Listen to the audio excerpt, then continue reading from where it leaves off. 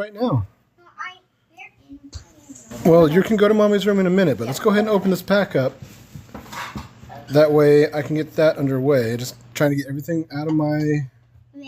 Yeah, getting everything out of the way here. Yeah. Okay, let's... Open! Yes. This is what we're going to be picking our pack from today. It's human. Wait, stop. I picked this one. That's the one you want? Uh-huh. I think that's out. I think that's the only green one in there, so then that should make that easy enough to do. Wait. Oh, go ahead. You can try and open it if you want. That's my Sorrax. I know it's your Sorrax. I'm going to take these two cards. I'm going to leave them in here, though. That's the pack you want to open. What is it? I don't know. We'll find out here in just a few minutes. Where's my big one? That's my big one. Yes, it is your big one. Mommy can help you get that here in a little bit. Okay, let's see. What is this? This is Twilight Masquerade. I don't think I've opened any packs from that yet. That sounds cool. It sounds interesting. I don't know It's anything that's in it. cat. Hey there, Cat B. Sorry, we're kind of going through a whole series of things, so we're running way behind. Okay, and... Open, Ooh, Bubba. my favorite. Oh, yeah. You're so Okay, silly, Bubba. Watch out. Don't hit that. You're so silly, Mommy. Yes, new scanner. That's my... And then we'll try and make a pin out of this, but that seems like a weird one. Oh, there's a small guy in there we could use. Yeah, that little one. All right, here you go, buddy. Where's fire? Fire, water, grass, Oh. electric. Ooh, that's a cool one. We'll put that one aside. No, that's mine. No, we're putting that one aside. That's my It's favorite. pretty, though. Oh, that's pretty. Does Mommy want this one? Set aside. This one. Be careful. You be careful, Oh, Emma. you be careful. Oh, I love that. You be careful. Yeah. Oh my That God. too. Aw, Hey, that's the one from the pack. cool. I keep this. That's cool. I keep You got a lot of good ones. I keep this. Well, this one we're going to put aside. We're going to put into someplace safe. I keep it. Well, you can keep one, but we're going to put this in a top loader so it's safe. I would love to keep this one safe because I know people like this one a lot. Even if you don't like it now, it'll be something you like later. I like this. Yeah. All right, so I'm going to ask Mommy to put these aside, and we'll take care of them later. You should. Lots of cute ones in this one. That one's cute. I've not seen this one. Yeah. Did you put that someplace safe? I like this. So it's not going to get stuck to Wait, anything? stop. That shelf will be fine inside that closet. I can make it. Wait, stop. Oh. Stop. I hold can on. make All it. right. Oh, Mommy's going with you. All right. Stop. Easy, buddy. Easy. Oh, my goodness. Today has been a long day, Vance. So, what I thought is, since we were going to be opening up a Sorrax box, and in fact, I'm going to go ahead and get the big card out because I know that he's going to want that big card. Rearranging everything. This, oops, one moment.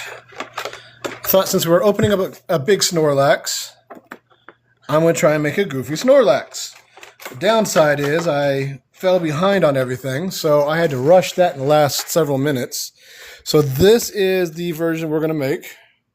I'm going to make it fat and round and very simple. Ask a few questions as we go, kind of see what people think in the end. But we're going to turning this into a plush, into one of my goofy versions of the plushes. I've got just enough of it planned out. It took some time. I had to kind of rush through it because, like I said, I ran behind.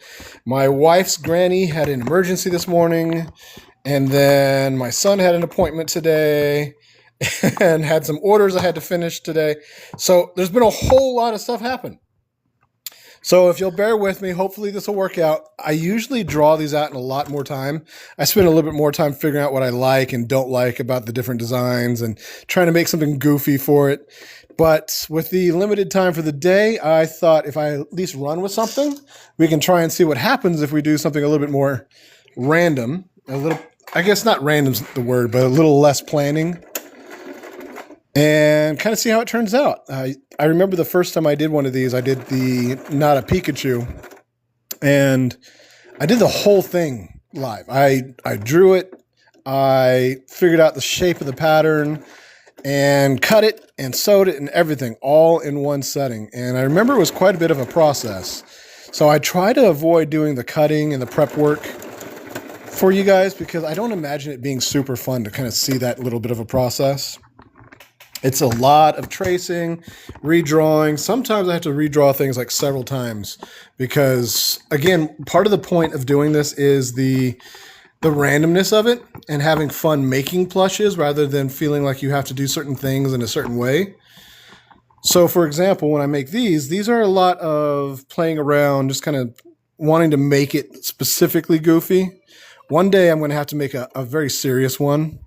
And what I'll wind up doing is trying to prove basically how this is helpful. At the same time, maybe it's kind of proven to myself that I can do something particularly detailed. And I know I did pretty spot on for the tiny ones, like when I made the tiny Vaporeon. But I didn't really want to keep doing that over and over again. I don't like the idea of doing fan art in the way that is copying somebody else's stuff. It happens. It's fun in its way, but I like to try and make something that shows that you can make your own versions of stuff. So a lot of what I make when I'm doing these live is meant to be something like if you were to show your granny a picture and say, I love this guy, and then she tried to remember and she built something that was really cute and really close, but not quite the same thing. Because I imagine that you have a lot more fun with stuff like that. It feels a lot more personal, and because somebody's actually building them, there's a lot of things that winds up being a lot stronger than if you were to buy them from the store. So it's kind of neat to know that you can make your own plushes with all the changes that you want. For example, if you like making these creatures, and I'm trying to avoid saying what they are because TikTok dings me for thinking I'm trying to sell something. But if you like these creatures, you can make your own versions of them. So let's say it's a plant. Dings me for thinking I'm trying to sell something. But if you like these creatures, you can make your own versions of them. So let's say it's a plant type.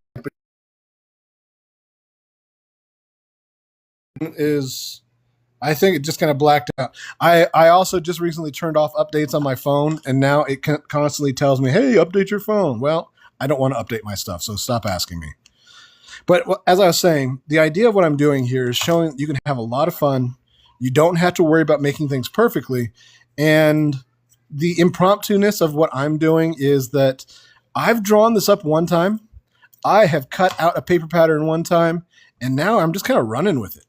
So if you make your own, you can do, as I was saying, turn a plant type into a fire type, or whatever direction you want to go with things like that. And you could just enjoy making your own plushes. And I guarantee you that if you're having fun with it and you want it with something that you love, then you're going to find some of your friends love it, your family loves it, and that's a big deal. Granted, if you love it, that's all that it takes. You make your own thing, you have fun with it, you have fun doing it. Even if you wind up hating it in the end, if you had fun building it, that's a big deal. You get to enjoy the whole process, and then you learn something, and then you're like, okay, I'm going to change a few things. I'm going to make it better this time. So I'm showing a lot of little things, like, for example, making these little ears. I'm showing how to do a lot of simple little things.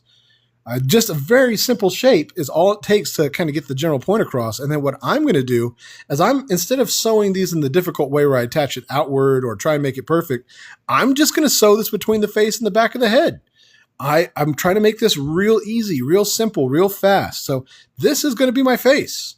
I'm not exactly sure what I'm going to do. I actually have a couple questions about that. And in fact, since Cat Bee's here, and I know Cat Bee works with me a lot, Cat Bee, I'm thinking about doing eyes for this. Now, I was thinking about doing an embroidered mouth, but I'm kind of on the fence about that. And I think what I'm going to wind up doing is actually just make a couple little eyes. Asking about this and talking about it as I go has kind of changed my thoughts on it. And I think little tiny eyes on this will be really funny because it'll be almost like squinting, but for the safety eyes. As an example, this is a full-size eye, and that's a tiny eye. So to me, it kind of gives the idea of it squinting and being half asleep. So I think that's what I'm going to run with. I think that instead of worrying about trying to do any kind of embroidered eye, this will keep with the theme of the plushes that I make otherwise. Because when I tend to do these, I make these with these big eyes or little eyes, depending on what size I'm doing. And I think keeping the theme would be kind of fun for that. And again, it makes it seem like he is squinting. So I think that'll be a good option for it. But what I'm going to do is I literally have the back of the head and the front of the head. I've got a little wedge here. Now the wedges are used so that it gives a little bit of extra shape to the back to these things. When you have a flat piece, it really does its best to stay flat. It does not want to bow out. And yes, it will take some shape, but it's going to do its very best to stay as flat as it can. Now, my intention was the exact same outer area, but with this little wedge.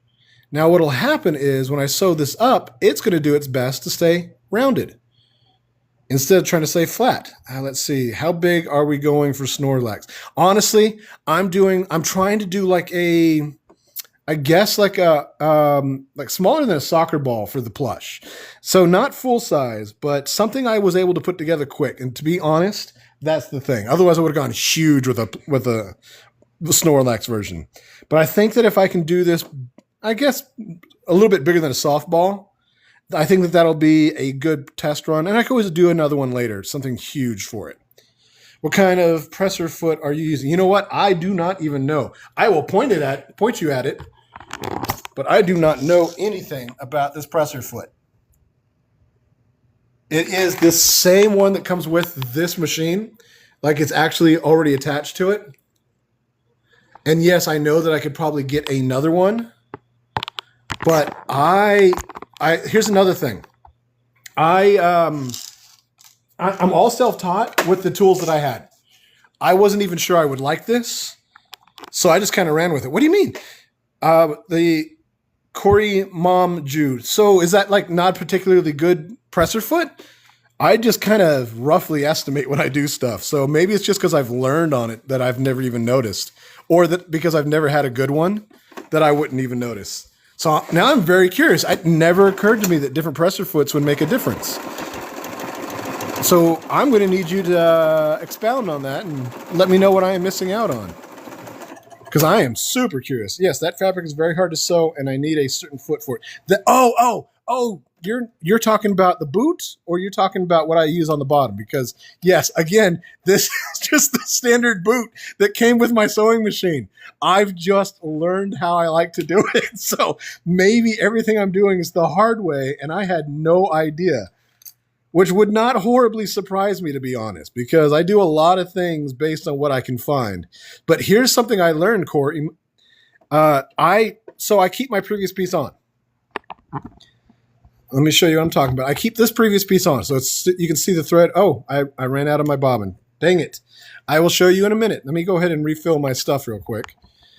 This is going to be one of those got to do real quick type of situations. So if anybody in here is curious, you're still learning, I cannot guarantee how many different types of ways that bobbins are refilled. And the bobbin does the one side of the thread, whereas the sewing machine does the other. No, I did not paint my thumb, but I will show you in a minute what I did. Here, let me actually back this up just a little bit more so you can see what I'm talking about. Trying to point this at the sewing machine so that you can see how I reload the bobbin. And I have to make sure there we go. This is a piece of copper that I cut and sanded and textured so that I can have a little bit of finger armor. Yep, I'm not only a random, but I do a lot of different things. So that was my weird I got an idea in my head. It's not anything new. I thought about it a couple of years ago and just never sat down and did it. And the other day is just, I got in my head that that's what I wanted to do. All right. So put one end of the thread inside your bobbin. There's a pair of holes in there, one top and bottom. Slide it in. And what happens when you slide the bobbin over, it engages this. Now, instead of moving the needle, it'll spin this around. So all you do is press down on the pedal, Once I've got it filled up just enough that I know it's going to hold it in place, I just cut that off. Now, as it fills, it's going to get closer and closer to this little gray thing here. I know it's really hard to see at this distance, but I'm trying to show you the whole thing at once. That'll push that gray thing over, and that'll just be a switch that'll turn it off. So one moment here. If I can, I'm not going to let off my foot, but you can see how it's slowing down. It'll stop actually turning, and that's when you know that it's full. Real quick, cut it loose. Redo my sewing machine thread. Bring this back to the needle. I have to pull this down. Let me show you just a little bit. So I've learned that I have to, once I bring it through, I have to pull it down pretty tense, and I have to hold up here so that the string doesn't come through, because somewhere in here is a spring or a clip that holds the thread in place. And if I don't do that, it doesn't actually engage. It doesn't get caught up in there. And I don't know if this is an old sewing machine. I don't know if that's technically how it's supposed to be done. When I was first learning, I had a whole bunch of projects that did not work out because I did not get that tension in there. So it's one of those things to keep an eye out. If you have a problem where you've got like a loose piece of thread that is not catching and you have to undo a whole bunch of stuff, that's one of those things that I have to do. I don't know if that's something that has to be done for a lot of machines or not. Put this back in. I do have a sewing machine in the back that has a automatic bobbin. I just drop it in, but I've never used that, so I don't know enough about how that would work. I do know that if you are looking to learn how to do something like this, you can find a lot of tutorials on YouTube. So that's kind of a good place to start. Let me check and see what I've got here. That would be cool. Let me see. I'm scrolling back. Yes, fabric is very hard. That's what I was working on. I'm going to resew this real quick. I'm going to address that comment first. Okay, so what I do in order to make this fabric a little bit easier on myself, I will leave the previous piece in, pull it back just a little bit, and then when I go to sew the next one, sometimes what will happen, what they're referring to is that because of this fuzz, trying to see if I can get it to focus where you can see what I'm talking about. You can see how thick the fuzz is. I believe it's called the pile. And when you fold it over, especially, you've got two layers, so it's very thick. And then what will happen is it's soft enough where the fuzz will get caught up in stuff. What I do is I will use this as a handle. It's attached to the thread still. So it's now that I've backstitched, it's holding that in place. I will pull this just a little bit, just enough to add enough pressure to help feed the feed dogs so that the fabric will go through.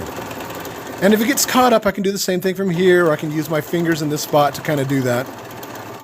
But I found that that is very helpful. And I do a lot of very tiny plushes. So that has been a very big help for me. And I imagine that there are boots, and what boots are this part right here. There's boots for all kinds of different things. So I imagine there is a special boot that they're referring to that would work for this, but that's how I get around it. Did you paint your thumb? Okay, I'm kind of rolling through. My flashes look so whack. Well, sorry, I'm scrolling through. I wonder if you could make copper ring like a thimble. I thought about making a thimble, but I'm also thinking about maybe using leather to make a thimble. But I think I just keep forgetting to find one. So I'm going to go do that sometime after this. Taking notes. Okay, so there we go. So now you've seen a few things on here. And yes, this is just something I really wanted to do. I'm probably going to make a few more, but this is my test one. It took a lot of figuring out to get the bend on it just right, because otherwise I had like an area of it that was sticking up, and every time I touched it would cause a problem. I've had this on for about 2 days now. I've showered, I've mowed the yard, I've done dishes, washed my hands. I just need to know what's going to happen with it. And it's been working really well, and I love it. So I'm going to make a lot more of these. And eventually I will try and make a thimble of my own, but I'm not too concerned with that, because I'm pretty sure I've got one somewhere. I just keep forgetting about it. Okay, now on to what I was doing here. We've got the face. I've already decided that I am not going to worry about doing all the details that the original character has. We're going to kind of do a little bit goofier. So what I want to do, though, is I've got, let's see, here we go. This is going to be the back of my head. I'm cutting off all these extra strands just so I can get them out of my way. I'm going to line this up. I have the face. I want to make sure that the fuzz goes down. The back of the head is definitely going down. I already built it that way. So now I can just line this up. I do want to make sure I leave an opening. So my intention is to leave an opening on the bottom here so that when I build my plush, I have that spot to turn it right side out. Now, I'm just going to put a few extras in here. The thing is that this is not a particularly big section, but I kind of need it to be a little bit more in place. A lot of times if I'm doing a plush like this, when I've made it several times, I don't put the pins in there. I'm not too concerned because I already know how things are going to work out. But in this case, this is the first time I've built this. So what I am making is a goofy version of this guy. Which guy? Sorrax. Tried not to say their copyrighted names too many times because TikTok keeps dinging me. But so this is going to be the head, but I want to put the ears inside. This is how I'm trying to make this a little bit easier.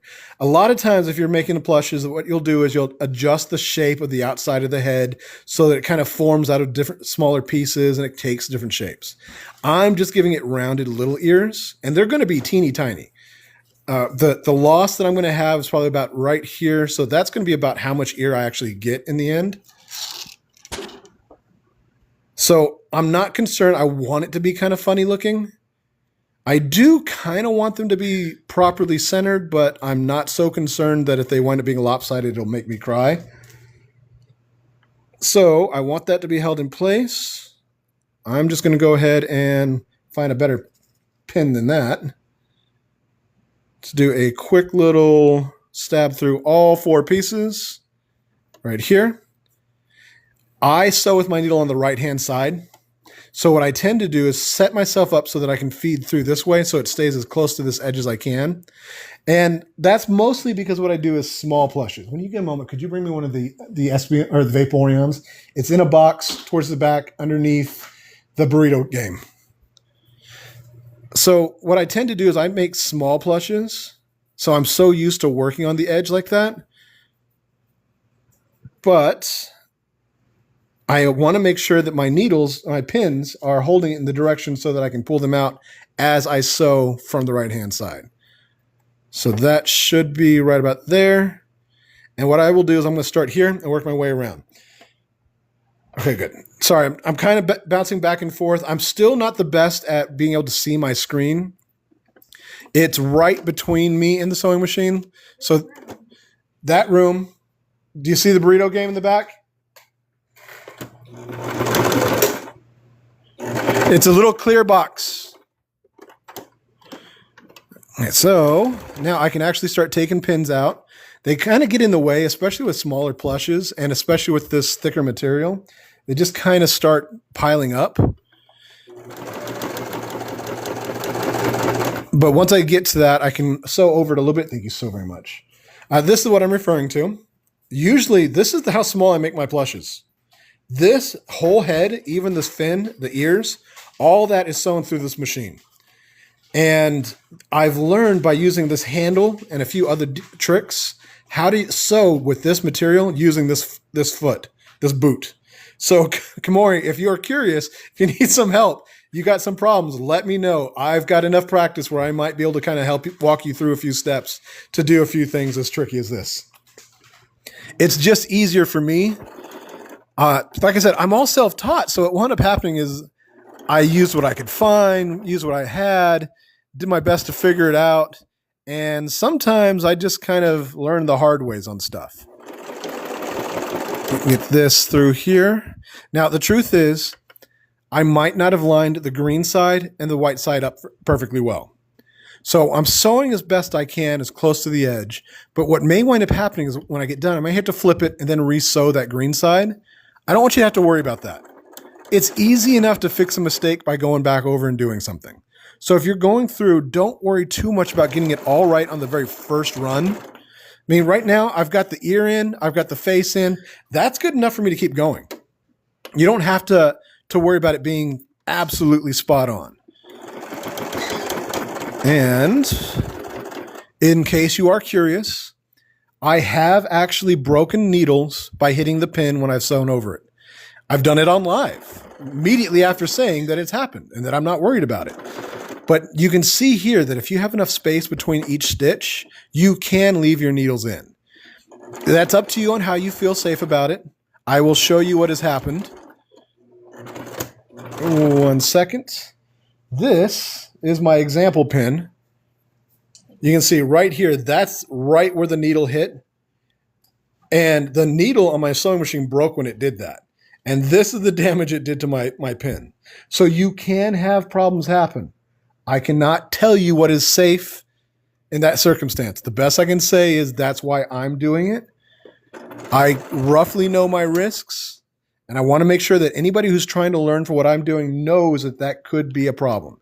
I don't want to be the person who ignores potential risks and somebody gets hurt. It's better for me, for my peace of mind, if I can just say it out loud. So here's our belly. I actually have an outer area that I'm going to sew up around the belly to kind of make the, I guess technically the chest. And this one I'm also going to pin in place too. So I've got my fuzz going down this direction so you can pet the belly. My hope is that when I sew this wedge in there, we'll get a nice rounded belly. Even if it's not super fat, it should hopefully be a nice little bulge right there, which just sounds goofy to say. So this is what it's going to wind up looking like. Now, in order to get this, I have to pin this one in place. This is definitely something I would always pin. I am going to do it on the belly side.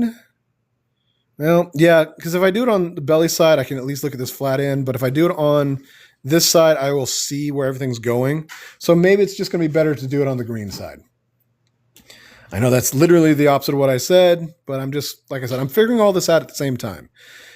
Whenever I make a brand new plush on Mondays, I do a whole lot of trying to figure out as I go. Sometimes I have to recut, readjust. But this is literally the first time I've made this. I don't go through the extra steps that I do on Wednesdays when I make my more detailed plushes, more planned out. What I do is I make prototypes of it. I make it several different times, and I use a cotton material, and I fail and adjust the pattern, and I keep going until I get it right. These ones are meant to be a lot more sporadic, a lot more fun. Who cares how it turns out? I mean, yes, I do care, but I'm not so concerned that it has to be exactly like I pictured in my head. And sometimes I get it exactly like I've drawn it out. Sometimes I've had to remake them, or I turned one into a different version. Like I tried to make a Gengar and I turned it into a Mimikyu Gengar. So a lot of kind of free will, kind of randomness happens whenever I make these. Now, what I'm doing is I'm pinning really closely. This is all going to be the front. You can see that's roughly what I want it to look like. Now, what that means is I do have to sew it together. So I am running along the inside edge of this kind of donut cut piece, and I'm doing my very best to keep the inside edge to line up with the outside of the belly. The intention will be that it will both take the shape and give me that little bit of extra that will be the bottom of the belly and roughly around where the chest is. It's not something that you have to do for everything. I like to have individual colors for belly and chest for a lot of plushes. I think it's a very cute look. But you could do the same thing I did with the face, where I have just one color at front and one color on back. So if you're kind of designing your own, I want you to keep in mind that you have that free will to adjust everything as you see fit. You can do a few other different versions of how I'm pinning this together. But right now, I'm already fully aware that what's probably going to happen is that the green or the white, I will have accidentally stretched it or crimped it in a little bit too much, and they're just not going to line up. So I'm just kind of pinning 1/4 of an inch, 1/2 an inch at a time. I've got a whole big curve. I finally made it. I've been, hey, Tinata. So Tinata's been one of the people that have been here for a while. I actually have a plush that I made for them that I have to make one more thing for because they asked for some add-ons, and I wanted to make something special. I just have to make something. I've already made stickers, but I'm definitely making something more. I had this idea, but I'm also working on orders as I go. And when I made their plush, I kind of made their plush a little bit ahead of time because I really was interested in it. So I'm just trying to make sure that I'm steadily working on my order list. And that's a whole lot of information. I'm sorry. I just start kind of rambling on. I get sidetracked. I'm only human, I promise. Well, mostly human. So here's what happened. If you look, you can see that I've got a little bit of excess on the white. So what I'm doing now is I am unpinning and kind of adjusting where the green is going so that it kind of lines up a little bit better. I'm pretty sure that basically what happened was I pulled it a little bit tight. You can see with each one, I'm getting just a little bit less of a bulge. So I'm hoping that what'll happen is in the end, teeny bit at a time, it will all line up. Now, if I finish this and it's still a little bit off, the good news is I can always adjust my patterns. But as you can see, that seems to have lined up pretty nicely. There may be a few spots where it's kind of pulled awkwardly, but this is going to be good enough for what we're aiming for right now. All right, let me go ahead and get my handle ready. Let's see. Sorry, I'm scrolling back to see what I've got going on here. Yeah, it has been a little while since Tina has made it in. I'm very happy that you made it in. And I think I showed Foxy. Tina, this is what we are working on today. We are making this dude. This was the large pack that we opened up for my son today. And here is my somewhat goofy sketch of it right here, making this fat boy. A little bit of a rotund dude. Borax. And we are actually moving pretty solidly. The problem is that today was a long day. A lot of little things kept adding up. So I came up with this idea maybe, let's see, what time is it? Literally an hour ago. And real quickly put all this together, tried to get everything cut out. Put me behind a little bit for starting. But I think that was worth it so that you guys didn't have to watch me cut out all the pieces. And the truth of the matter is, you're going to have to cut what you sew. But man, I really do not enjoy it.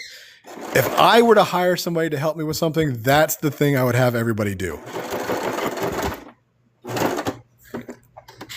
And right now, what I'm sewing is I'm just it's a very simple stitch, just running straight through. Something got caught up. Now I got to find out. So I think what happened was maybe one of my pins got in the way, which is another downside to keeping your pins in.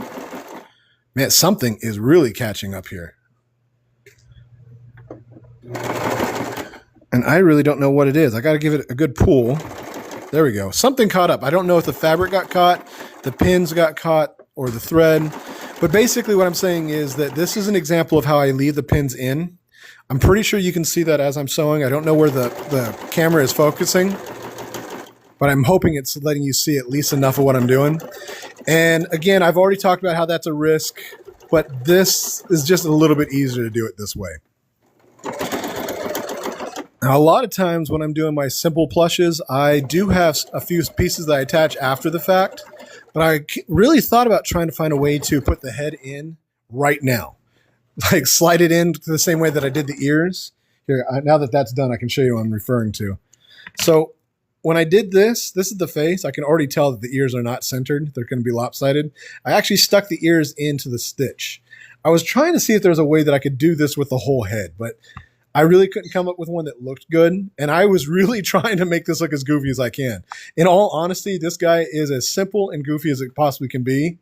So the idea of making him goofier just seemed really funny. Let's see. Did I get both the back ends here? I meant to check that before I turned it around. So there's the front. There's the front and back. Looks like I actually got lucky and stitched all the way through. So that's going to be my head. I gave it a little bit of extra shape in the back, and I'm going to put safety eyes in here as well. Let's see what we've got here. I'm scrolling back just to see. I love that I've got enough people in here that have been with me long enough that know each other as well. Foxy, Tina, Cat B, Shadow's in here quite often. That's funny. It came on time today. I'm really glad. I wonder if there's something I can do to adjust that. I've been getting off work like an hour before your live, so I've been missing them so much. I'm so sorry. I will try and start doing some more on other days as well, maybe during lunchtime. How are you sewing with pins in the fabric? I'm new to sewing, so it's confusing me. Let me show you what best I can. Okay, Cass. So here's the thing. This will be the distance between stitches. That's what the representation is. If you have 0 space, your stitches are going to be so close together that you will not be able to put a pin in. But what I sew at is just right around 2. I tend to keep it a little bit above 2. Oops, just because. But you can make them wider. Now imagine it this way. Let's imagine that this is 0. This would be 1. This would be 2. This would be 3. And each finger would be where the needle comes down at. So that's how much space you have between your stitches. I leave mine so that they are long enough to go over the pin. So what will happen is the needle will come down on one side and then come back down on the other side. And because the pin is so small, even when it hits it, more often than not, it just slides right off. Yes, you can get some damaged pins that way. But here's something to keep in mind, Cass, and I want you to hear me when I say this. If there are occasions when that needle will hit directly onto your pin, and it can break your needle. I've had it happen on live. But this is what has happened to my pin. The needle came right down on it, slammed right into my pin, broke my needle, and nearly broke my pin. So this is my cautionary pin. And yes, I am very brave, and I very much hope that it doesn't hit it. But for the most part, that's just kind of how I work with it. That is another thing. That is exactly right, Peggy. So hit and miss I keep it like this because it's easier for me. Yes, that does not make it better. But here's another thing. Watch this, Cass. This is literally what Peggy's talking about. Now I'm right next to this pin. You can see the pink spot. You can lift, pull your pin out, get it out of the way, put your foot back down, and keep sewing. You can also, let me see, let me get to the next one since it's green and you guys can see it. Give me 1 second and I will show you. All right, I'm right next to it. I'm not even going to pull my boot up. I'm just going to take that green pin, pull it right out, and just keep sewing. So this is going to be a case of you decide what you feel best. I'm self-taught. So nobody told me at any point in time that that was dangerous. And because of that, I just kind of did it. Now, a professional might tell you never leave a pin in there. I don't know. I think I got the idea from watching people on TikTok sewing like an entire dress, just leaving the pins in there. And it made me realize that I didn't have to. But that's going to be kind of your own experience kind of situation. I do not want you to feel like you are required to do it one way or another because I don't know. You might find someone that does know. Peggy might know. Peggy's already mentioned how you should remove them. I don't know. And I 100% promise I will not, I don't have the right answer for you. And yes, the magic pin is our cautionary tale. All right. Now, I have got the chest sewn onto the belly. I've got my wedges sewn onto the backside. So let's go ahead. Now, I want to keep that on there because I'm going to sew the backside up together. And what I've done is I've got 2 pieces. On this, I had that little wedge that I sewed in there. Making patterns look so intricate and complicated. It's so cool that you can just that's practice. I promise. Yeah, sew with the vibes, Kay. That's right, Kay. 100% sewing with the vibes is basically what I kind of do. And these patterns, I just have enough experience to know that there are certain things that will or won't happen. And it allows me to kind of make a guess. And that's why I explained, for example, that this being one piece, it's going to try and stay flat. But when I put that wedge in the back, you can already see how it bows out a little bit. So I've just kind of learned through trial and error. If I were to bring that higher, there's a few things, but that's what I'm doing right now is this was one piece with a wedge in it. This is 2 pieces with a bulge in the back so that it hopefully winds up getting it just a little bit of a butt. So I'm going to sew, this is the part that's going to go to the front. I've got a mark here. That's where I'm going to start sewing. I'm just going to sew all the way to the back. Well, I am going to leave a little section for stuffing. And then here's my bottom mark. So assuming I've done this right, this edge from this mark to the other mark is where my chest is going to go. That's because they are very educational and fun. Thank you so much, Foxy. My intention is to help people realize how much fun you can have with sewing this. And I try to throw as much little bits of information as I can. But I also know that I yammer on, and I'm sometimes worried that yammering is just a little bit too much. Okay, so here we go. Let's go ahead and run through this. I want to get good at sewing like you. I'll start with really fuzzy fabric to hide the bad seams. You can definitely do that. That's pretty much what I did. I started with the really fuzzy and didn't realize how bad the seams were. But here's another thing. If you're using a cotton and you wind up finding out that your seams are bad, let me know. We may find out that there's a few things that you can adjust on your machine to kind of hide that. Cat B was having some problems, and we realized that her bobbin needed to be tightened. Little things like that will add up. And the truth of the matter is, if I can help you with anything, or if you think I can help you, just let me know, and I will do my very best. All right, so I did a little bit of a back stitch right here. This should be about the center of the back. I mean, it's not like important exactly where. I'm just giving you an idea. And what I'm going to do is I'm going to move it forward. And I'm going to start sewing, again, another back stitch. And then I'm going to finish to my other mark, which my mark is right here. And I'm going to show you exactly why I'm doing that.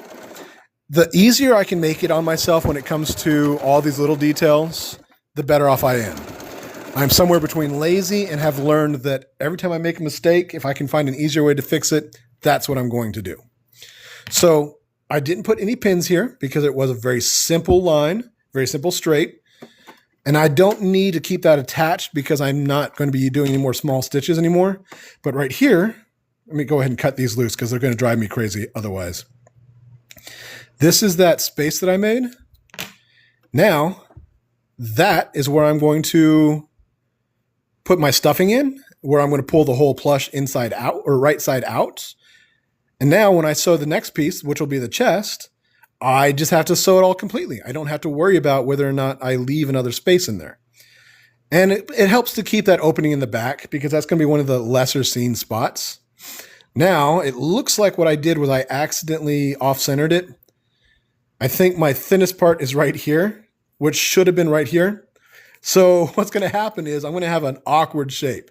It's going to be really kind of goofy.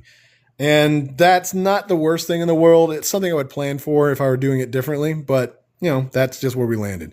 I do want the belly to be centered, though. So I am going to keep that right there.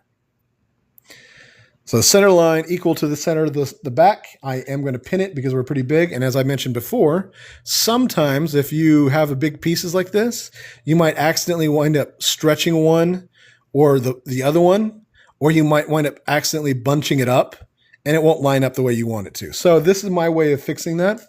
I'm just going to pin it in place. And then if it winds up being uneven, I will start unpinning and then repin it back. So you're getting to see a few odd mistakes. Like for example, the way that my centerpiece is not going to be the thinnest part because that's where I wanted the neck to be. I don't know if you can tell, I can tell. That's the thinnest section. And this would have been the shoulders right here and here. I should have thought of that first. I tried to use the fuzz to gauge, but I really should have thought thinnest section to be at the center. Live and learn. And if I'd make another one of these, if somebody decides that they want to order one of these, then I will adjust that unless it looks cute. I've had mistakes like that come up that turn out perfectly cute. I always double stitch that sort of material, then zigzag the edges to prevent the seams from shredding. You are absolutely correct. Now, that's something else I should be mentioning. I am not zigzag stitching because of habit. When I make my plushes this small, there is almost no room for the extra stitches. Now, that being said, you can definitely do it. I've done it more than a few times. I put a silk belly on one of these, and I double stitched it with the zigzags because I did not want the silk to come unraveled. This material, this minky, is pretty tough. I know that because I've only been doing the single stitch for a long time. And even those, I just washed 4 of my Pokemon plushes all together, just washed them in the machine and put them in the dryer, and they held up really well. I've had plushes where the material has died in the middle before my stitches have. Now, that being said, 100% correct, Dancia. Whip stitching by hand can help too. You're talking about the back stitch. I'm not sure what a whip stitch is. I'm all self-taught, so there's a lot that I'm trying to learn as well. But I want to make everybody aware. Denisa is 100% correct.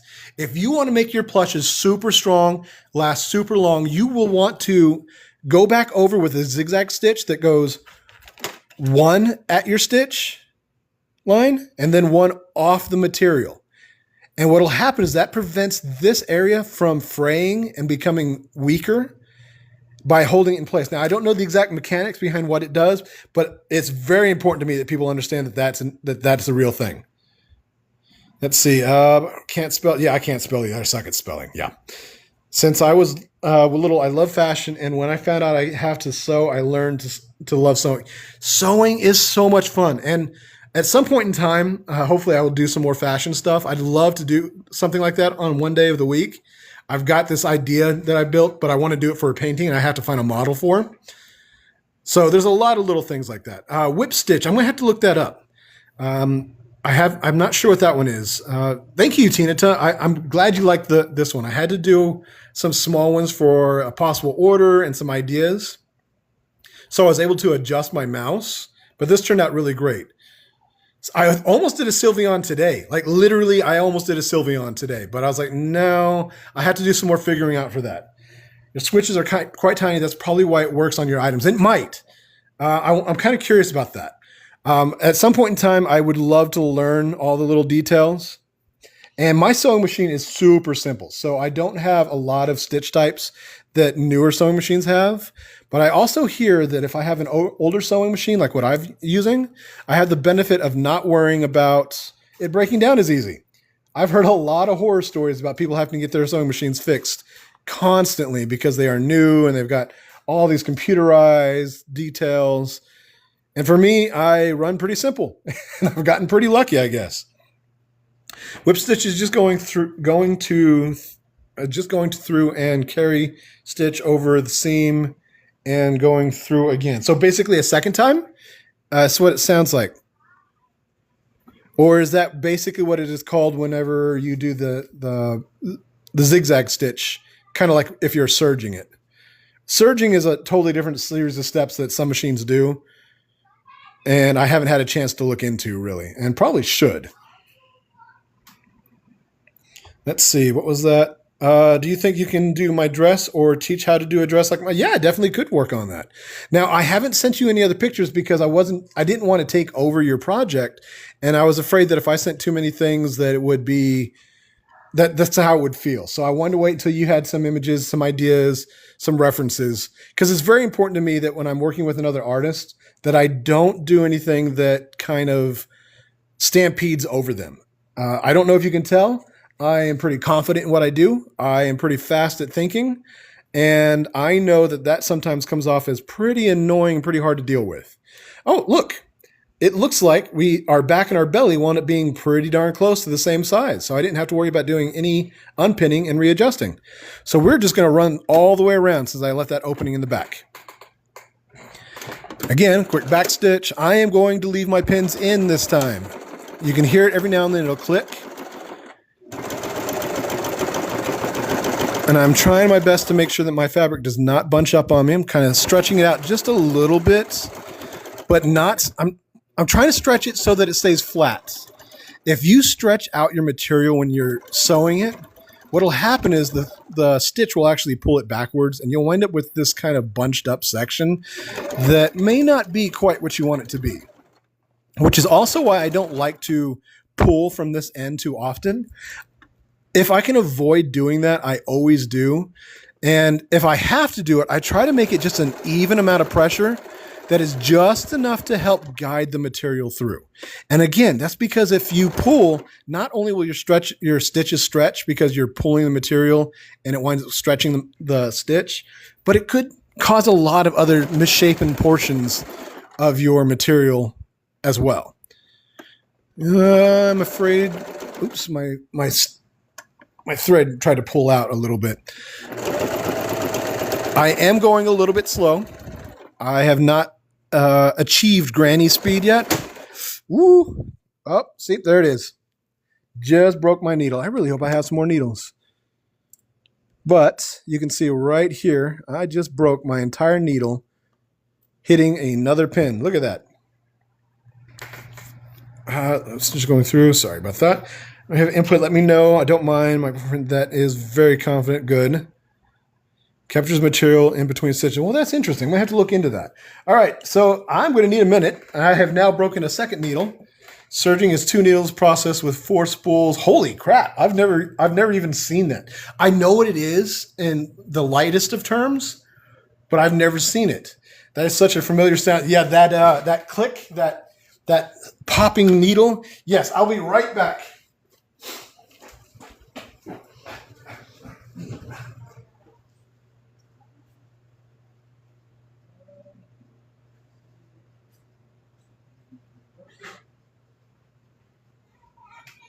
Oh. Okay, I'm back. Just my simple universal needles. I think I've got yep, I've even got a penny here. All right, let me cut this loose and make sure I don't lose my point. I can't leave this on the floor. My son plays on the floor below me, so I have to be very careful not to lose this. In fact, I'm going to go ahead and put this in the trash right now. I'll be right back. Sorry, guys.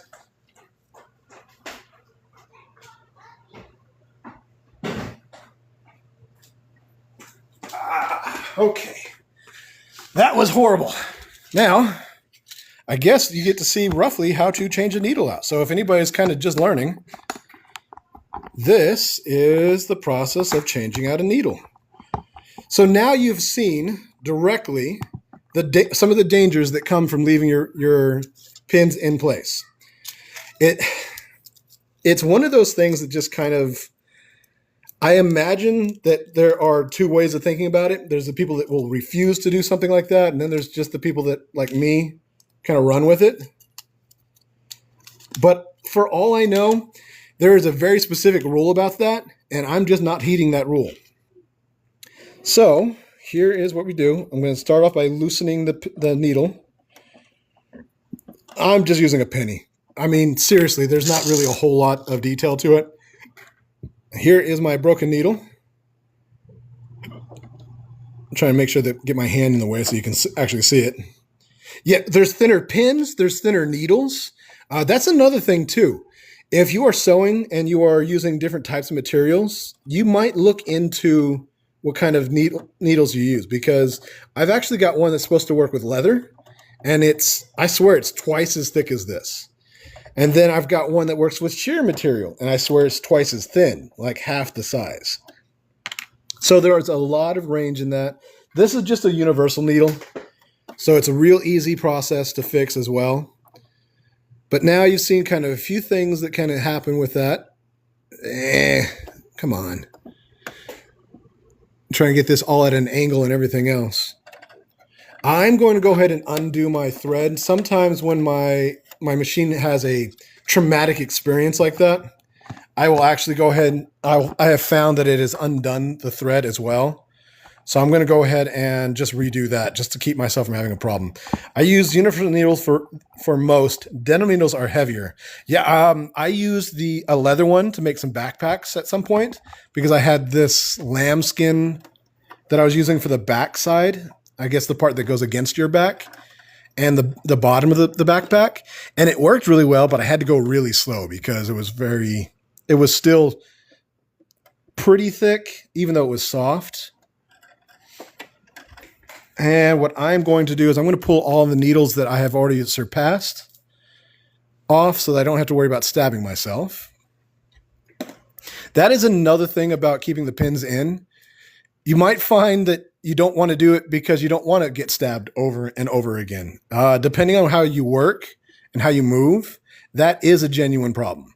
So now you've seen a few different options. I guess for the sake of luck and karma or whatever, I'm going to go ahead and pull the rest of these pins out as I go. I mean, why make the same mistake twice? So there we go.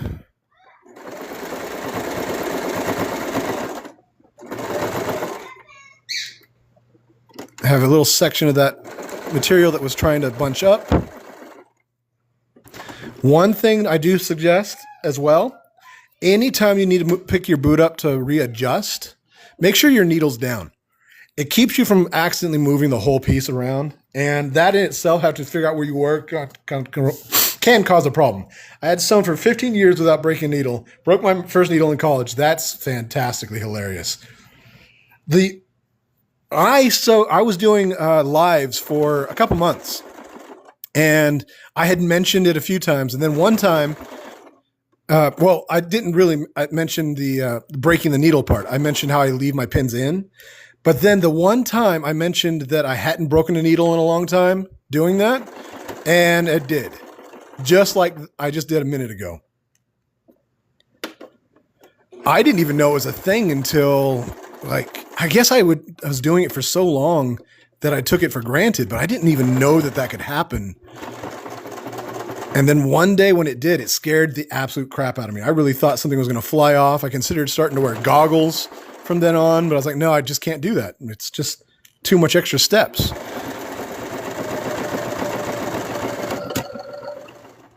All right, let's see. What am I missing here? I'm double checking to make sure. I take them out as I go right before I sew it. That's pretty much what I just did there too. Another thing, for anybody that's learning, I bend them regularly. I do alterations and repairs on all types of clothing. Yeah, I've got several. I have a feeling that if I pulled up 3 pins here, yeah, you can see that most of my pins are not really straight. They kind of hit them pretty regularly, even just a little tap. I would love to do more clothing, but I have to find a way to do more to get more options for that. Because I imagine doing dresses and vests for prom nights and stuff like that. But I try to kind of work within the time that I've got. And even that, I'm always stressed for time. Today I was behind completely. All right, let me get some of my pins out of the way. I've got them stacked over here, and I don't want to actually knock them off into the floor. Like I said, my son tends to play underneath my table, and I have to be very careful about leaving them down there. Yes, I break them more often than when doing alterations. Really, I wonder if it's because it's a tighter stitch. Just use your old throwaway clothes to make your kid clothes. That's not a bad idea. Then I can at least practice. I can even learn how to make my own stuff doing that way. That's a very clever idea. Pins are definitely easy to break and bend, and they're not super important, so it's not the worst thing in the world if you wind up having to buy a whole bunch more. What's funny is for the longest time, I didn't use pins. I used to do the basting thing, and I didn't even know what it was called. I just ran a needle all the way around this with a single piece of thread, and I did that every time I sewed something for the longest time. It looks like I'm off-center with my belly all over the place. This is going to be a wonky dude. But that's okay. That's part of the fun of this. Part of the point is making random stuff. I make teddy bears from old clothes. I do too. I actually recently started trying to offer to make the mice from baby clothes. And part of the reason is because I know that people love teddy bears, but you can't carry a teddy bear with you in the same number of ways. But something like this, something tiny, you can hang it from your rearview mirror. You can wear it as a clothespin. And you can just keep it in your pocket.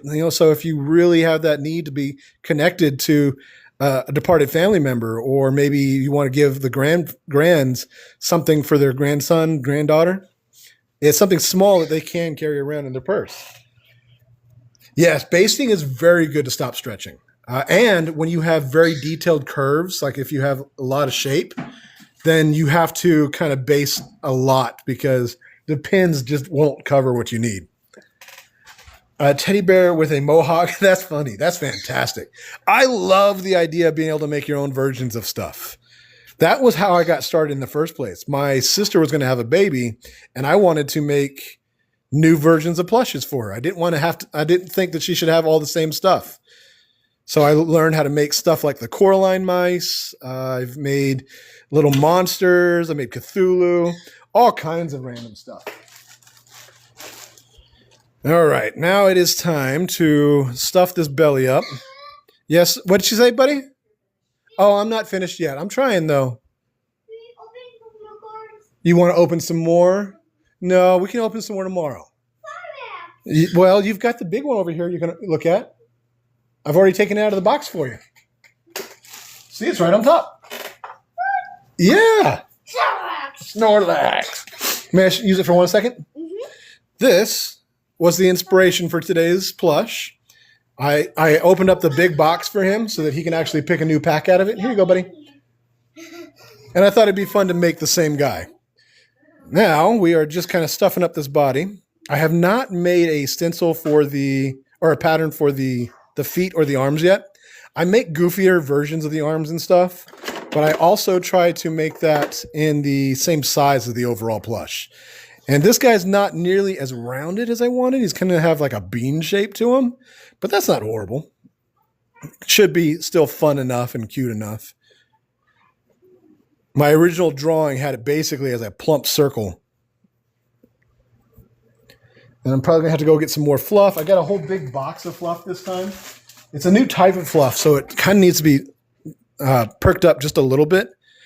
I needed to try some new stuff. I didn't know if it'd be better. I wanted to see what would happen with it. And usually I use polyfill. How is your kid doing, though? I know you talk about them sometimes. Wait, is that me? Oh, that's right. Cat Bee. All right, Danica, thank you so much for coming by. I really appreciate all your help. I need husband from Ghana. What the heck? So I'm rolling backwards to see some of the messages.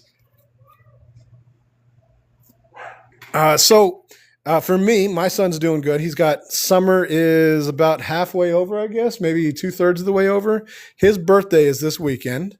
So I've got some stuff planned for that, some little things for him. We don't have, family's not able to make it down for that, and his friends are all on vacation. And that suddenly made me wonder, how's Cat Bee's kids doing? I believe Cat Bee's been in here for a little while. I think that we were sending well wishes to Cat Bee for a little bit. And last I heard, there was some positive progress, so that's great. I'm hoping things are still going good. But thank you, Foxy, for either asking for me or for Cat Bee. I really appreciate that. The kid has kind of had a rough day because I wouldn't let him watch YouTube. We're kind of cutting back on that a lot. I don't want him to watch the brain rot stuff, and that's what he loves to watch the most of. So we're kind of making a lot of adjustments to that. I just want to try and keep him safe. And here is, we're not doing too bad. Because the shoulders were off, you can see the bulge over here. And again, this has happened because what happened between the back and the belly, the rounded shape that I used kind of needed to be adjusted. And I know that happens pretty much every time I use a two-piece back, but I still haven't found the right way to balance it out without making multiple versions of it, which is fine. I definitely don't mind that for our practice plushes, because here's my butt. So I've got actual shoulders and an actual butt, and I'm just trying to stretch my fluff out here. I wish more parents cut back on the brain rot. My little sibling is addicted. It is. And they get so mad when they can't watch it. They get so mad when it changes. I feel bad that he watches the amount of TV that he does, but I've also discovered now that he knows how to pause it, he actually pauses whatever he picks, whatever he's enjoying, and he'll sit and play with his toys for about an hour before he remembers he was watching something. And I am so happy about that.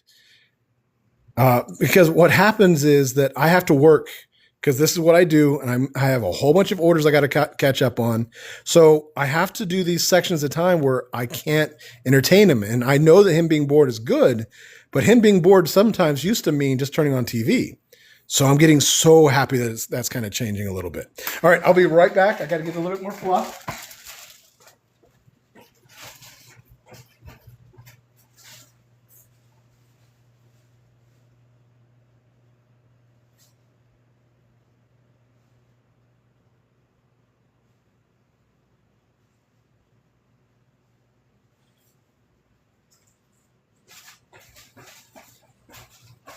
So I had gotten the big box of fluff. It's about 2 foot or 1.5 foot cube of fluff. And it's a different brand, but it's pretty nice. It's soft, but it doesn't have the same fluffiness to it. Like, it doesn't spread out the same way as polyfill. So this feels a little bit more like pillow stuffing. I don't know if that's quite the right way to describe it, but so far Polyfill has been the best brand that I've been using. And if I can get Polyfill to sponsor me, that'd be great. Polyfill, if you like what I'm doing, send me some fluff. That way I don't have to keep buying fluff. If anybody's got an in for Polyfill, let them know that I'm making stuff with their stuff. And I think this should be... No, I'm going to put a little bit more. I have also learned that if you really want to know what your plush is going to look like, overstuff it.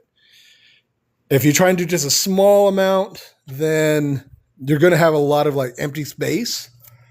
And later on, you'll find that it changes a lot. Now, if you overstuff it, keep in mind it will eventually collapse down a little bit because, you know, the more you play with it, the more that fluff will kind of change its shape. And sometimes you can wash them and dry them out in the sun to kind of get them to refill back up. So don't worry too much about it being too big and too hard if you overstuff it. I'm trying to get as much of this spread out as I can. It's not like I'm doing much. I'm just kind of creating little bits of gap by stabbing it over and over again with my Q-tip. Okay. Gives him more things to do and to stay busy. Also, if he is bored, that sometimes gives you time with him. Yes, definitely. So I try to adjust to make sure I spend some time with him because, of course, I want to make sure I spend time with him. But also, there's the benefit of him kind of growing his imagination. So when we play and he starts doing stuff, I just kind of do what he tells me to do. Whatever the game is, whatever he's got planned, that's just what we run with. I'm going to put a little bit of fluff inside this head so I can see what size it's going to be and where I want the eyes to go. You can see we got super tiny body or super tiny head on big body, and that's pretty much exactly what I wanted. So I think that's kind of cute. Make sure, did I miss a stitch there? Nope, it's just needs to be stretched out. Okay, here we go. Where do we want the eyes? I think just very simple, 2 little eyes. Give it one here. I'm using an awl. This is actually one of my leather awls. Someone told me that if you cut the material, it causes damage, and if you use the awl, it actually spreads the threads, the fabric, it creates a hole without tearing. So you should have a stronger piece afterwards. Now, do I want... Let's see, I'm going to put one of each of these eyes in there. I am not doing wonky eyes. I don't think I want wonky eyes on this. But I'm going to put 2 different size eyes on so we can decide together which one we like the most. Get a little input from y'all. Y'all. I don't know if it sounds like it or not, but y'all is not one of my words. I am in Oklahoma. It would be totally reasonable to assume that y'all is one of my words. But I've just said it in this conversation more times than I have in the last, 5 years. Oops. Come on. And there we go. Okay. Which do we think we like the most? The tiny or teeny tiny? Yes, lopsided is going to happen. I could go through and draw it perfectly and figure out the center. But I think that that's pretty good. I mean, the ears are off center anyway, so everything's going to be a little bit wonky no matter what. My nose is real itchy because the fuzz is all over the air. But what do we think? Do we want tiny or teeny tiny? I'm not going to put a mouth on them. If I do, I might do the bigger looks better. Sounds good to me. If I do, I'll just do a hand-stitched mouth.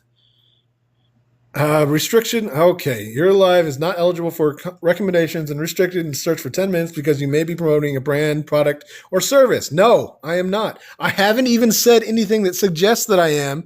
Oh, I said polyfill too many times. And I said, hey, if you're going to see this, consider...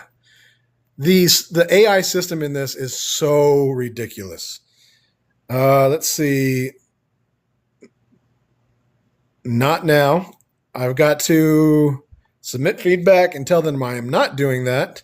The notice is unclear. TikTok, my live does not contain the content mentioned in notice. There we go. Sorry about that. What'll happen is if I say the wrong words, then TikTok's AI system starts flagging it. I have learned not to say certain things and then to limit saying certain things as often as I can. But every so often, the system just gets really nitpicky and does not care. So right now, it has got me on a little bit of a restriction for at least 10 minutes. I'm not sure what that's going to do, but it just probably means that no one's going to see me for a little bit, except for people that are already here. And let's see, it's got 2 of them, contains themes and eligible. Well, hopefully, yeah, it shows about 10 minutes, about 8 minutes left. All right, let's go ahead and just keep running with this. I've got my second eye. I am going to be cutting out the backs of my safety eyes. And the reason for that is because I'll show you just a second. Now, these safety eyes, you can see that there is a point on here. And it makes sense that that is there. But once it is in, I am so afraid that someone's going to squeeze and hit that I refuse to leave it. Now, even right now, I am squeezing as hard as I can, and I can barely feel that there's a hard point on there. I do this as a precautionary overthinking thing for myself. And all I do is I just take a pair of pliers and I nip the end of it, making sure it doesn't fly off on me. And it is flat now. You don't want to cut it too short because you might actually cut right up against your washer. And I have seen other people use like a hot spoon to melt this down, but I do not want to smell the hot plastic. If you melt it down, you have the benefit of it further holding in place. So that is definitely a good thing. But keep in mind all these little details and make your kind of decisions based on what you feel safest with. I don't know what just fell. Something just fell off my chair, but that's fine. All right, here's our eyes. I'm going to go ahead and finish stuffing this up. I think what I'm going to wind up doing is I have enough time here that I'm going to make at least one of the arms and one of the feet. My original thought was just kind of making rounded feet. I don't think I want to put the claws on there. And the reason I don't want to put the claws is because I'm trying to avoid making it look too much like the original thing. My visibility is restricted again. Not now. Man, that is wild. I don't think I said anything this time at all. Maybe it's like a delayed version of it. Like it heard me say something before, and then it was reviewing part of my stream, and then it heard me say something again. It's really aggravating that it does that because, again, I'm not even trying to sell my stuff. I have mentioned the things that I make, but I'm not trying to even sell my own stuff, let alone copyrighted product or anything like that. All right, here we go. I think that is a good and cute fuzzy fatness. Yeah, I really don't understand it sometimes. Catbee may have had some things going on. The other day, Catbee's phone died, so maybe that's part of it too. Okay, so we have got fattiness. I'm going to make, I think, just rounded feet. So I've got the sketch here. That's how I built it. And I love to do these really simple kind of droopy arms. So that's probably what I'm going to do there. And I think that we will do just a 2-part. I made these for another plush. I'm going to do basically the same thing, probably about the same size. And I'll just do green on one side and cream on the other side. And then maybe what we'll do is decide later if we want to add any kind of feet or claws to the feet. Like part of me thinks that I just don't want to do it, but part of me thinks that maybe just do like one claw would be kind of funny. And I think maybe that's worth doing. We'll run with that as an idea. So I'm going to put you right up here. You stay there, fat boy. There's your head. Where's your head at? And let's see what I've got out here. I probably need to go get no, I don't need gray. What am I talking about? Let's see. What color should sorry, I'm back. Needed me. What did I miss? You're totally okay, Catbee. We were actually just asking about you, making sure you were okay. We have made it as far as to have a fat boy, a fat head, and I am about to make some legs for our little dude. I have been put on restriction twice now, maybe even 3 times because I've said the wrong words several times. I have broken another needle. If you do almost like a cat-like feet, that would be cute. See, that's the thing. I can't do that because that's pretty close to what he's got. Somewhere between a cat and a bear. But I think that if I do rounded and I put a single nail sticking out, I think that that's going to be cute in the way that we're looking for. It'll be just kind of a paw, and it'll avoid the worry that I have with it making the same as the others.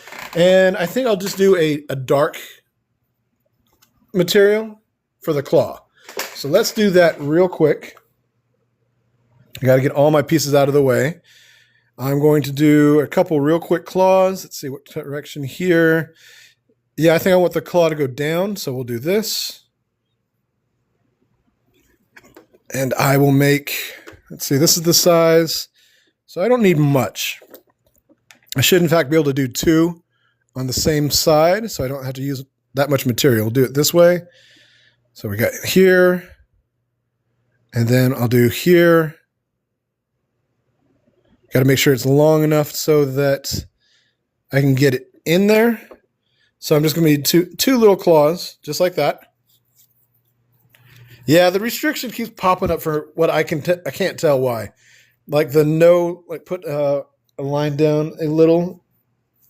I'm not sure what you mean, Foxy. I think you're talking about the paw still. Here, let me go ahead and cut this loose so I don't have to worry too much about all that stuff getting in my way. Real quick stitches on this one.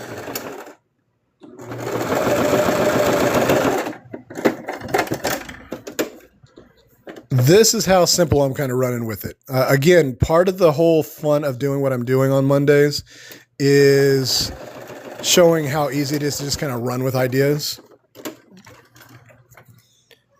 And that's a good portion of what I'm doing right now.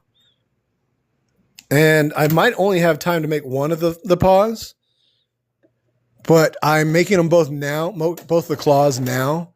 That way I just don't have to worry about it later. Oops. I've got just enough stuff all over the place that I'm kind of knocking things over as I work. Then cut there. Get my material out of the way.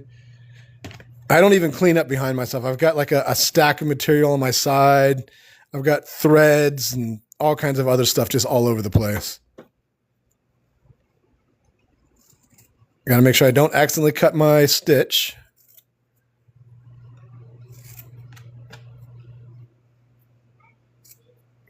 As much of the excess as I can out of the way.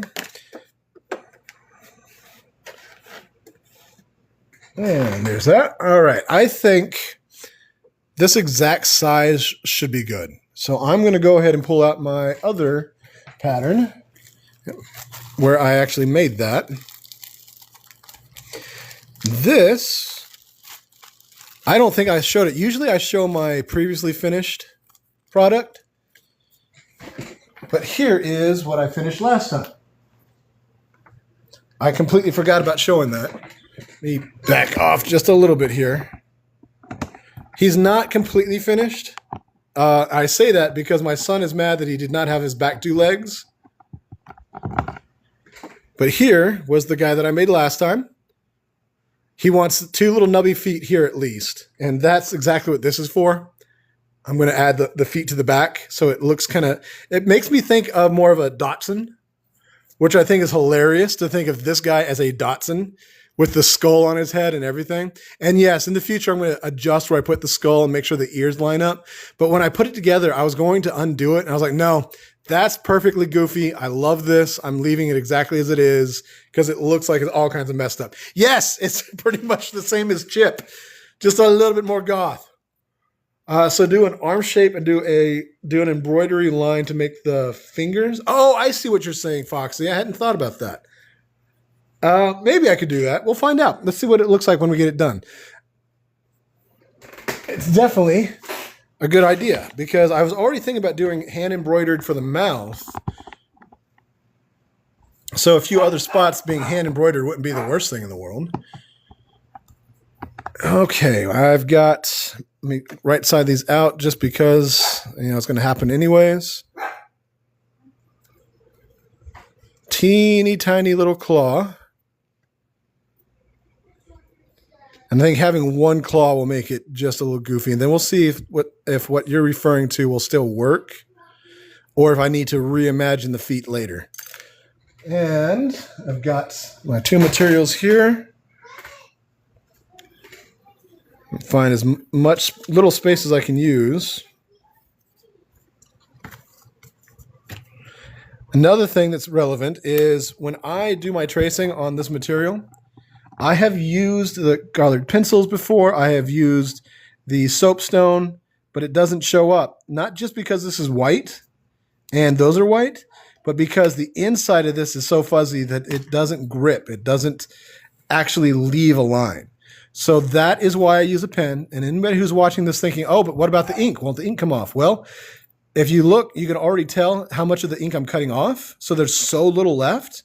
And that small amount has never bled through on any of the plushes and pillows and stuff that I have washed.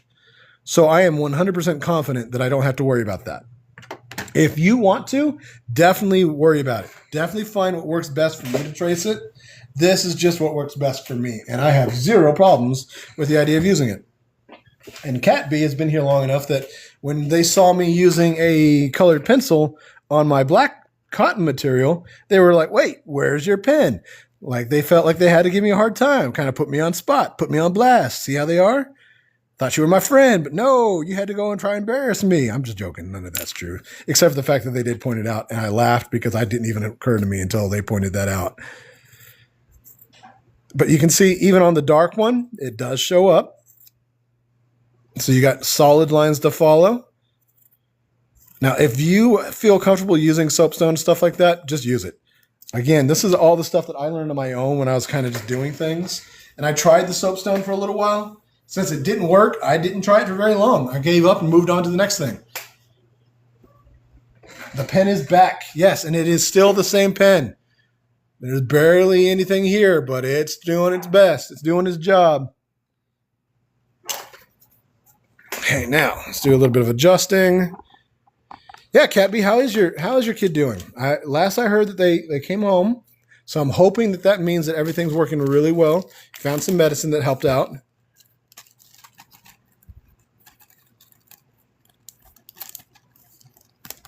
He's doing good. We got news.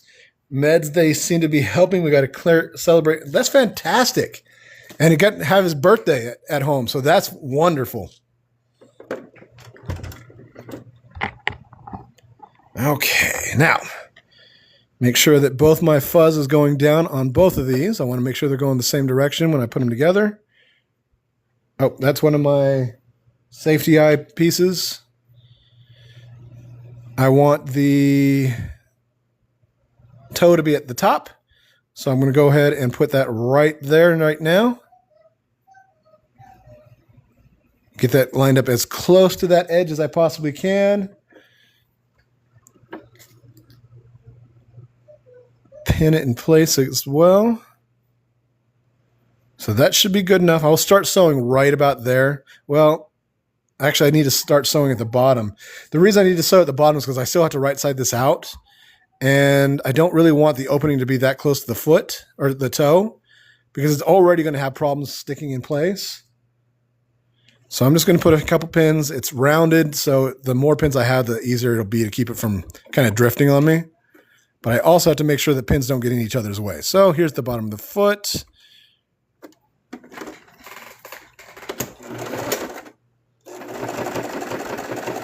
And because we've already had the bad luck today, I will be taking my pin out of this.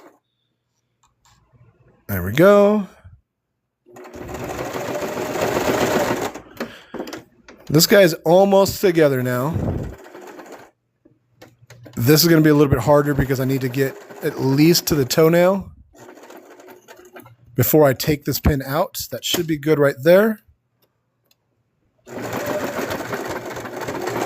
Now, for anybody curious, one of the things I have been doing is I've been putting my lives, I've been downloading the live recording and putting it on YouTube under the same name, The Versatile Deviant. One of the relevant things to that is that very soon I'm going to have patterns up for all of these that I make. And you could use those lives as kind of tutorials and lessons in case the instructions I write are not particularly good. I haven't written too many instructions for how to make plushes. So keep in mind that I might be lacking in my verbiage. So if you wind up having problems, that would be a good place to kind of start. Let's see. What I'm going to go ahead and do is use this scrap piece from the inside of the belly. And I'm going to make the arm from this. Let's see, where's my pen at? I'm going to do a quick drawing just to kind of reference. A lot of times I won't even draw it because I like to just kind of wing it for this kind of thing. But this way you guys can see what I'm going to do as well. Make sure that I've got just enough space to sew it all the way through. So that's roughly what I'm going to do. I think that the conversation is continued, but I will be back to it in a second.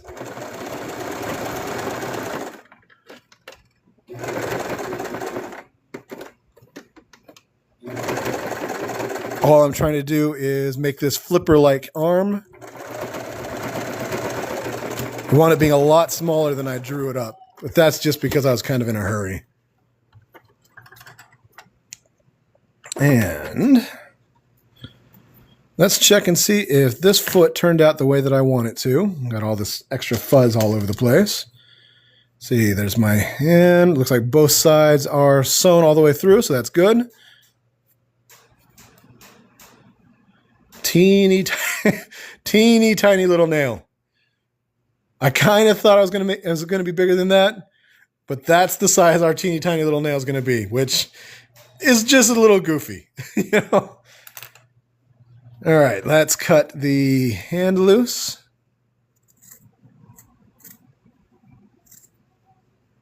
So I did a post not too long ago about what I should be doing next on Monday. Somebody did comment on it. They suggest I make a tur twig. And the problem is that if I don't have time to plan in advance, sometimes I just got to run as quick as I can. So if you happen to be watching and you're thinking, well, he hasn't done any of the requests, I do my best to pay attention to them. Sometimes things just pile up. I've got a 4-year-old. I've got a list of plushes that I have to make for orders. I have yard to mow. It's so hot. It's so hot. Trying to keep up with everything I can. Sometimes I just fall behind and I have to work as quickly as I can on different things. But do me a favor. If you are interested and you like and you follow me and you see me post on this stuff, answer the questions anytime you can. I am always looking for advice. I do my very best to take it into account as often as I can. That just because I don't get it every time doesn't mean I won't get to it soon. But I promise you, I actually genuinely care about what people suggest and say, and I try and take it all in. I know that it's not always that easy, but I am trying, and I'm doing my very best to get better. I work into the nights now. When the baby falls asleep, sometimes I just sit and work for another hour or two. Of course, that means I'm getting less sleep, but I try to catch up when I can. And part of that happens that I just can't sleep anyway, so I might as well just kind of work as best I can in those few minutes as well. My nose. Okay. Understand, I feel like if you took a day off, your followers they probably would, but I also feel like I'm so far behind that I can't take a day off until I get at least caught up. I don't want to wind up being the guy that forgets people's projects or requests or orders. And I say that because I have in the past. I have been super flaky about things. I'd start a project and then not want to finish it because I didn't feel good about it. I felt nervous or I felt like I had to plan more. Well, I'm doing my best to just run. You know, if I can do the thing and I know I can do the thing, why am I doubting myself? But at the same time, I am trying to make it so that I'm not working 100% of the time. So it's kind of like I take a night of the week where I'll play my video games and I'll just do a little bit of stitching between then.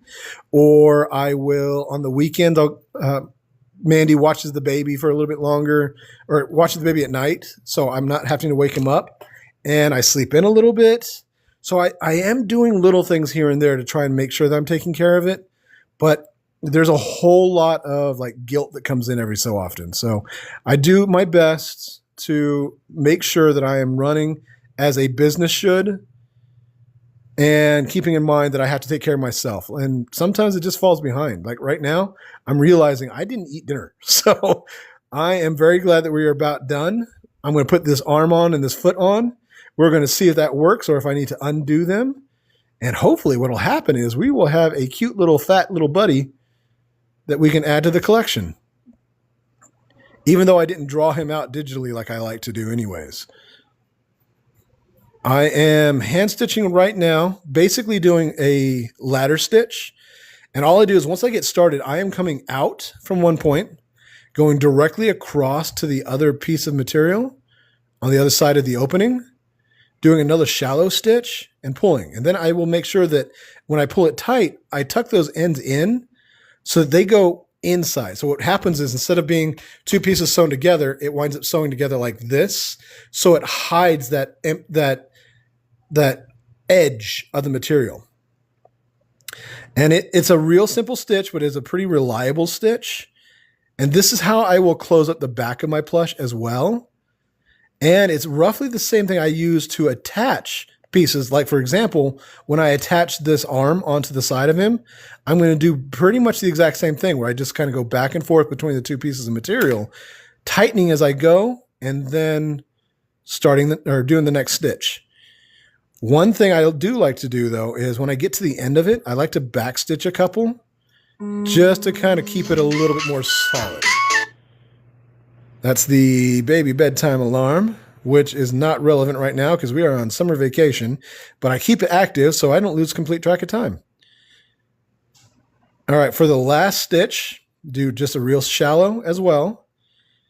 You're going to pull tight on your thread, wrap it around your needle. Oops, sorry. You're going to pull it tight, wrap it around your needle twice, pull the needle, and that's a very solid, reliable knot. You might have to pull the individual string. Sometimes it catches as a loop on here, which if you look really close, you can see that it's not perfectly tight. So I will just pull each string separate to try and tighten it up a little bit and get rid of that little loose end. So now we've got just a solid knot. I'm going to feed my needle right back in where that knot comes out and right out at a random point. And what will happen is that's going to pull the knot in so it hides it. And it's going to have your loose string end inside your plush so you don't see it and everything disappears. Let's see, what do I got here? I'm rolling back just a little bit. Let's see, I understand. Yes, okay. May I ask your purpose on the copper thumbnail? Honestly, it's kind of the same thing as jewelry. It doesn't have a tactical use, which is why I hate that it's commonly referred to as nail armor. But this is about the same thing as press-on nails. This is just, I can't wear rings as easily because I have to be able to move my hands.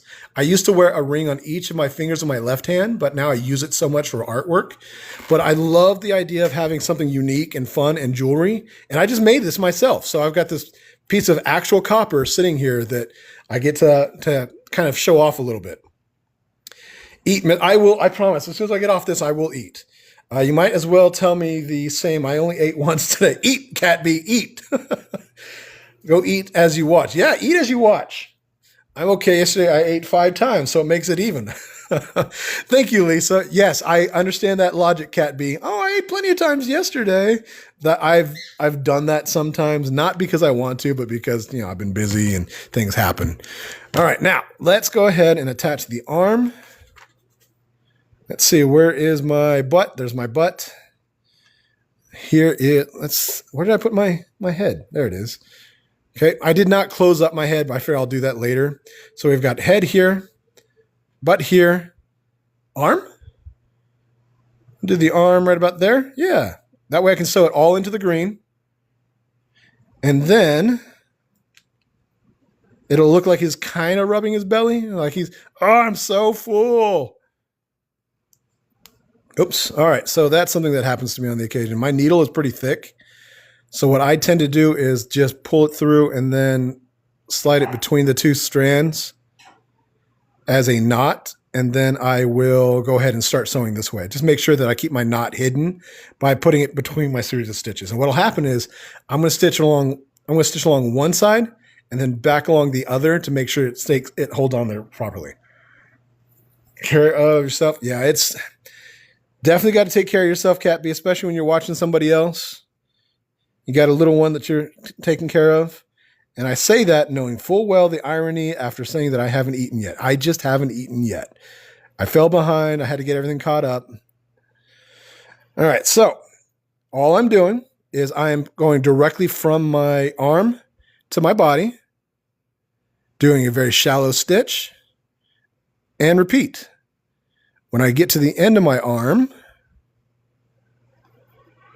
I'm going to turn, and I'm going to do the same thing, but I'm going to go, instead of being right at the edge here, I'm going to bring it in a little bit. Now, the reason I bring it in is because I want it to sew to the belly. I don't want it to sew as a flappy arm like this. What I want it to do is I want it to stay roughly there. So I'm going to go ahead and start stitching just in a little bit. Catch that edge a little bit more. And you can see right here, you can see the threads. But when I pull it tight, it just blends right in. Now I will run just a little bit in.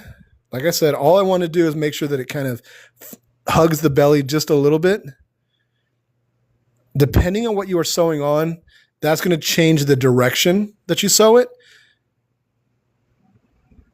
But you'll see that when I'm done, what's going to happen is it's going to pull the arm in just a little.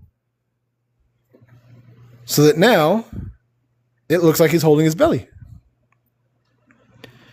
Just got to make sure I get enough stitches in there to make sure it stays good and solid. The smaller you can make that stitch, the better off you are.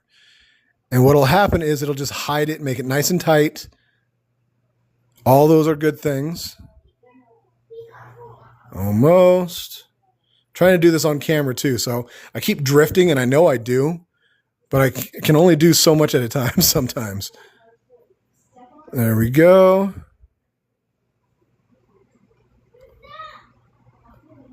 I just got to get it into that fabric. I'm kind of missing the fabric because of the fuzz. I can't see exactly where it's at.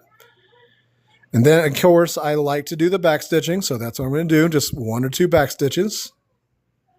And that'll also help hide that little bit of material or the little bit of thread that might poke out as a knot.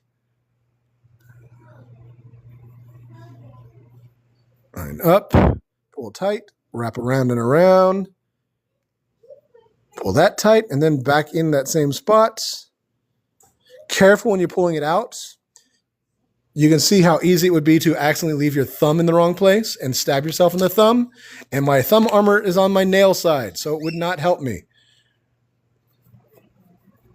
Go ahead and use this to kind of plump out that material just a little bit. There we go. I think that'll make a pretty decent little, oops. I'm making them. I can't tell you what I'm making. You'll see. Yeah, that. So we've got a fat little arm right here on a fat belly. And now I'm going to sew this on as well. I like the Mango Loco. Mango Loco. My wife had some Naked, I think it's the brand, fruit juice. And they had a mango one that was really good. Are you asking what is it? I don't understand what you mean. It's the one that was on the card that you just got. So the small one, not the big one? Tiny and small. Yeah, tiny. Maybe it's just a small. Because there is a tiny one, because there's a Munchlax. Which is a little knot. Oops. Oops, oops, oops, oops. There we go. We are just doing a quick stitch here to close this up. There we go. Excellent. Yeah, just a minute, buddy. I'm almost done. Yes, you want the Snorlax? Yes, okay. Now, all I have to do is that same ladder stitch, but I want to make sure that I change the shape of my material a little bit as I go. And to do that, as long as I go the same distance from the edge, since it is cut as a circle, that should be pretty easy to do. Sometimes it's kind of easy to lose that edge, but you also kind of get a little bit of practice at it. And I've just got to make sure that my edge is tucked in. And that'll make it just a little bit easier now that I have gotten really close to closing it up. Just a couple extra stitches. Tuck that in as well. Now I can back stitch again.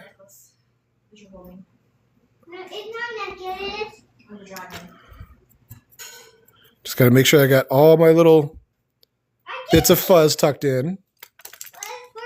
I have found that sometimes if I use the end of a pin, I just haven't finished the head yet. Where is it? I can tuck in between the stitches to really kind of clean it up a little. I'm going to pull it tight, tie it off. And this time, instead of cutting off the loose thread, I'm actually going to use that to tie or to sew on the foot. So I just pull it out the back, not a random spot, but a very specific spot. So that now I can just use that instead of having to start a whole new piece or a whole new piece of thread. I can just start sewing right here. Now there are a few things that you'll have to keep in mind. If you pull that too tight, you can see that it might pull off up on this, but you don't have to worry about that for too long. It's just a couple stitches, just enough to get it set. I'm going to curl it in just a little bit so I have it part on the green. And now I'm just going to do that same little stitch, just kind of a running stitch all along. I'm going to bring it a little closer to the bottom when I sew because I do want to make sure that it looks like it's stuck to the green.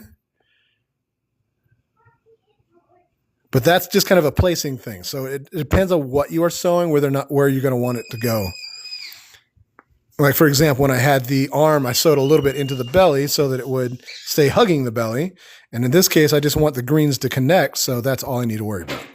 And you can see how easy this stitch is. I just kind of running through it pretty quickly. What's up, baby? The horse is running. I'm very surprised when you pick up some of your toys and start playing with them. Not that loud. Yes, I know, but the horse has to use an inside voice too. You can at any time do a couple back stitches if you really want to reassure it. Since this is a little bit of a longer piece, I'm just doing a couple little quick back stitches. And I'm actually going to tighten this up and sew it closed. Now, if something happens, it's not going to undo all the way across. It'll just undo to where I tied that knot. And that's something that's useful whenever you're doing bigger ones for sure. Depending on what kind of things you're attaching. Like when I attach the head, I might do this. If I were to do like a really big tail or ears, sometimes things like that where it's a part that gets pulled on a lot is particularly relevant because then it adds just a little bit more strength to what you're sewing. And you don't have to worry about some kid tearing it completely off just because they're having fun with it. Or an adult who's playing with it a little bit too hard as well. Just depends on who's playing with it. And that's back to where I've started. I'm going to go ahead and do another back stitch. I do prefer to end on the body of it because I feel like since that's where the needle's coming out, that's where the knot's really going to be set at.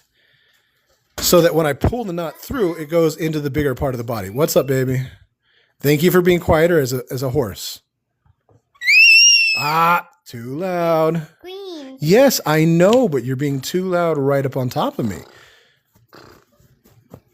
All right.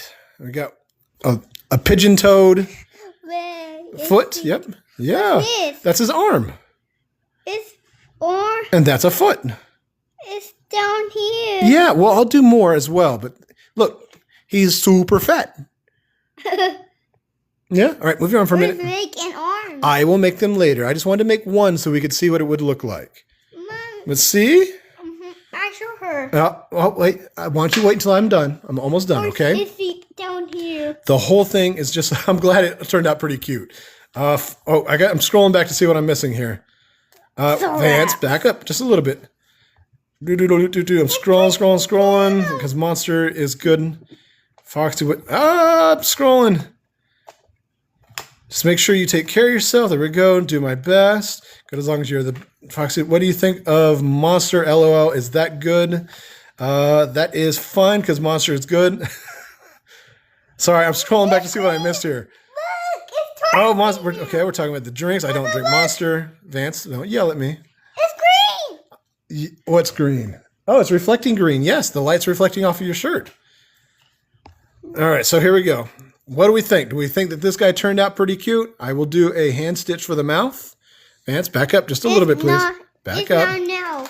It will be a mouth. I don't like it now. A big, fat, nubby body. Teeth. Yeah. But I think this turned out pretty cute. And this is a really tiny little travel size. I'm glad you like it, Foxy. All right, guys.